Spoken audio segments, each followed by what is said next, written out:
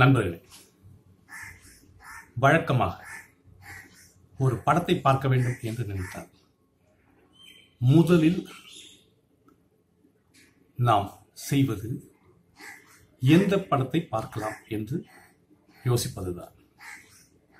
அது தியேட்டருக்கு சென்று பார்ப்பதாக இருந்தாலும் சரி, டிவியில் அல்லது அமேசான், நெட்ஃபிளிக்ஸ் போன்ற வலைத்தளங்களில் ஆக இருந்தாலும் சரி. அப்படி யோசிக்கும் பொழுது ஒரு சில கேள்விகள் மனதிற்குள் எழும். இந்த படத்தை பார்க்கலாமா, இது நல்ல படமாக இருக்கலாமா என்றெல்லாம். அப்பொழுது தொடர்ந்து படங்களை பார்க்கும் நண்பர்களிடம் நாம் கேட்பதுண்டு, இந்த படத்தை பார்க்கலாமா அல்லது ஒரு நல்ல படத்தை சொல்லுங்கள் பார்க்கிறேன் என்றெல்லாம். அப்படித்தான் நிறைய நண்பர்கள் என்னிடமும் கேட்பார்கள்.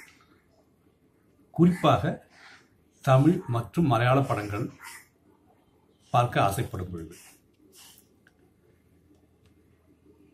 இந்த இரு மொழிகளிலும் வந்த படங்களை பற்றி கேட்பார்கள். அப்படி கேட்கும் பொழுது நானும் ஒரு சில படங்களில் பட்டியலை நேரடியாக அல்லது போனில் அல்லது வாட்ஸ்அப்பில் தெரிவித்து விடுவேன்.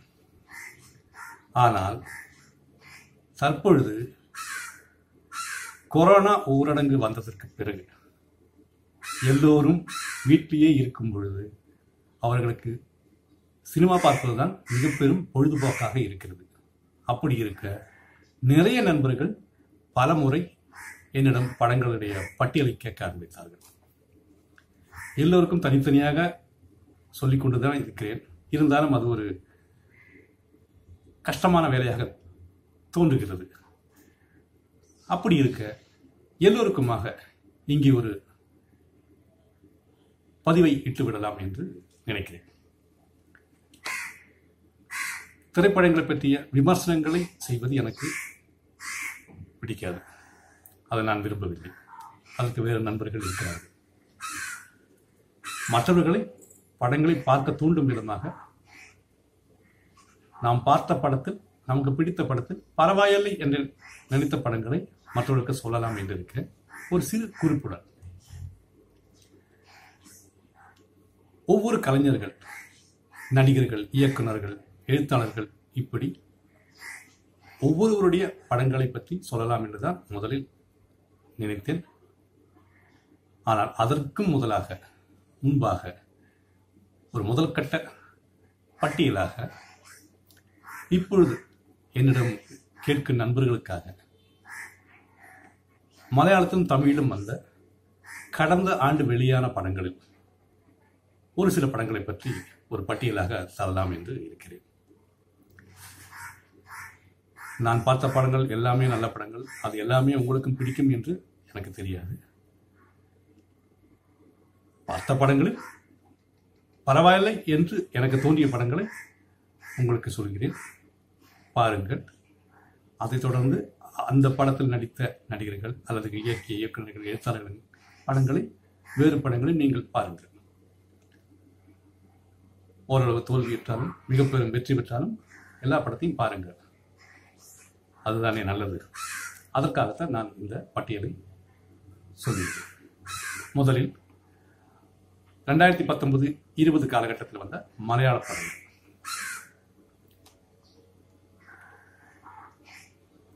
முதல் படம் கும்பளங்கி நைட்ஸ், ஃபகத் ஃபாசில் நடித்த படம். கடந்த வருடம் வந்த படங்களில், மலையாள படங்களில், வெற்றி பெற்ற படங்களில் மிகவும் குறிப்பிட்டு சொல்ல வேண்டிய படம். மது சி நாராயணன் இயக்கியிருக்கிறார், ஷாம் புஷ்கரன் எழுதிய திரைக்கதை. இது ஒரு வெற்றி படம், வித்தியாசமான படம்.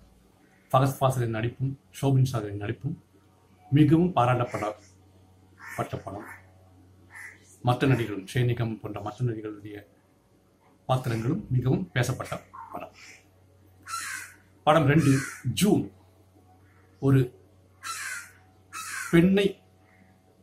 பெண் கதாபாத்திரத்தை சுற்றி எழுதப்பட்ட திரைக்கதை, ஒரு ஹீரோயின் ஓரியன்டட் ஃபிலிம்.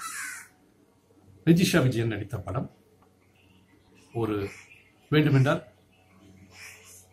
பெண் கதாபாத்திரத்தில் வந்த ஒரு ஆட்டோகிராஃப் என்று கூட சொல்லலாம். அகமது கபீர் இயக்கிய படம். அகமது கபீரும் லிபின் ஜீவன் போன்றவர்களும் இணைந்து திரைக்கதை எழுதிய படம். 3 கோடதி சமட்சம் பாலன் வக்கீல். நடிகர் திலீப் நடித்த ஒரு கமர்ஷியல் ஹிட் படம். பி உன்னிகிருஷ்ணன் திரைக்கதை எழுதி இயக்கிய படம். 4 அர்ஜென்டினா ஃபேன்ஸ் காட்டூர் கடவுள். கேரளத்துக்கே உரிய வித்தியாசமான கதைக்களத்தை பின்னணியாக கொண்ட ஒரு படம். மிதுன் மேனுவல் தாமஸ் இயக்கியிருக்கிறார்.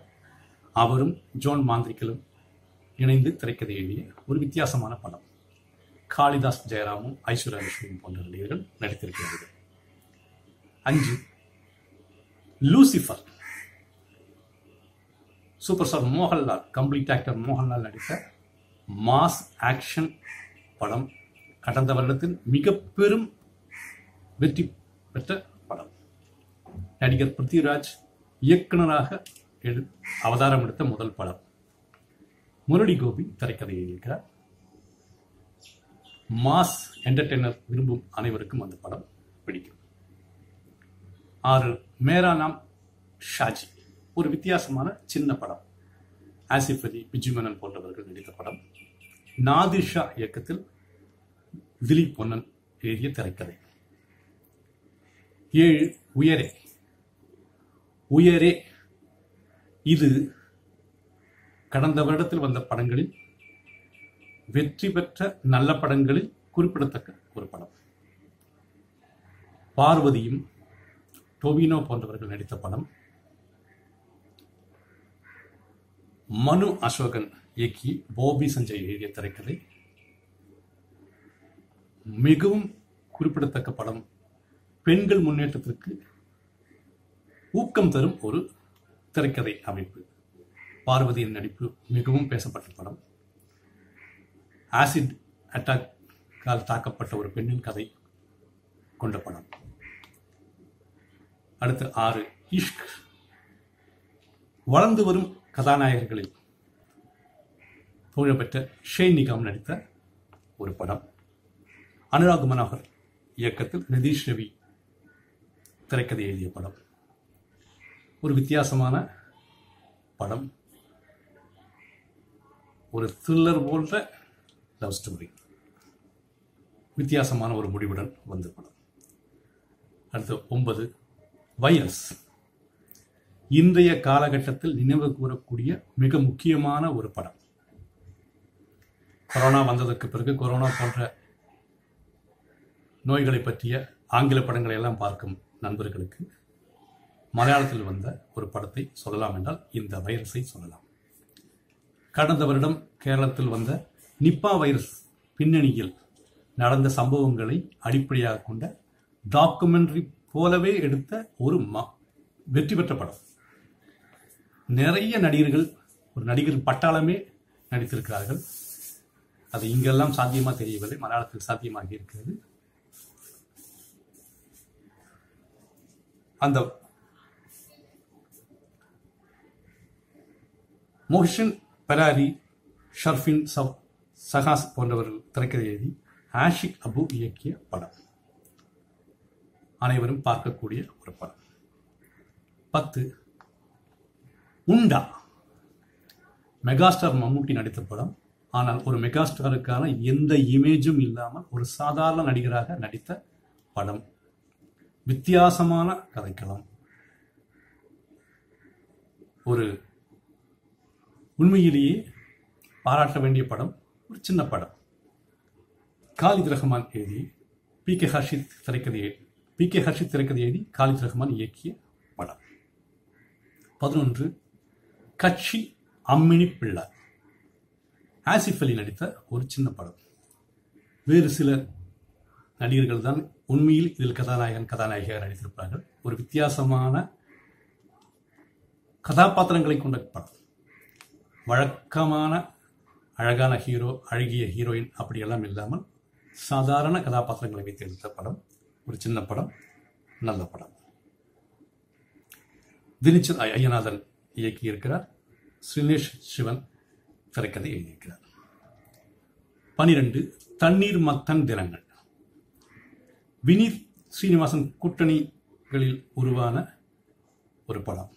கிரீஷ் ஏடி என்பவர் இயக்கியிருக்கிறார். அவரும் தினேஷ் பவுலஸ் என்பவரும் இருந்து திரைக்கதை எழுதியிருக்கிறார்கள். அனைவரும் புதுமுகங்கள் தான் நடித்திருக்கிறார்கள். புதுமுக இயக்க நடிகர்களை வைத்து உருவாக்கிய ஒரு படம். 13 பொரிஞ்சு மரியம் ஜோஸ். மம்முட்டி, மோகன்லால், திலீப் போன்ற பெரும் நடிகர்களை வைத்து பெரிய பட்ஜெட் படங்களை இயக்கிய ஜோஷி வளர்ந்து வரும் கதாநாயகர்களில் குறிப்பிடத்தக்கவர்களான ஜோஜு ஜோர்ஜ், செம்பன் வினோதையும் கதாநாயகர்களாக வைத்து எடுத்த படம். ஒரு வித்தியாசமான கதைக்களத்தை கொண்டது. ஒரு கமர்ஷியல் படம். அபிலாஷ் என் சந்திரன் திரைக்கதை எழுதிய படம். ஒரு வெற்றி படம். 14 லவ் ஆக்ஷன் டிராமா. நிவின் பாலியும் நயன்தாராவும் நடித்த ஒரு வெற்றி படம்.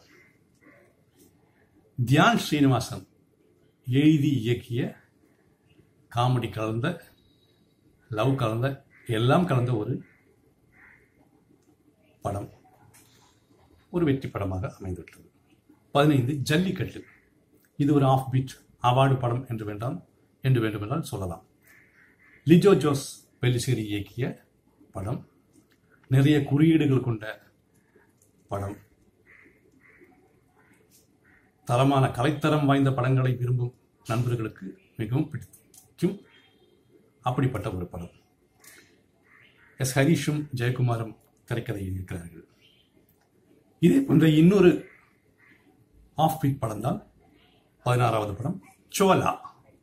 சனல்குமார் சசிதரன் இயக்கிய சோலா.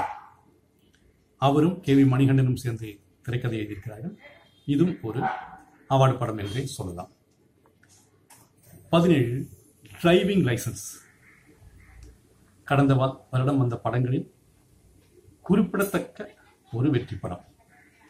லால் ஜூனியர் இயக்க சச்சி திரைக்கதை எழுதிய படம். பிருத்விராஜும் சுராஜ் வெஞ்ஞாரமுடன் போட்டி போட்டுக்கொண்டு நடித்திருப்பார்கள்.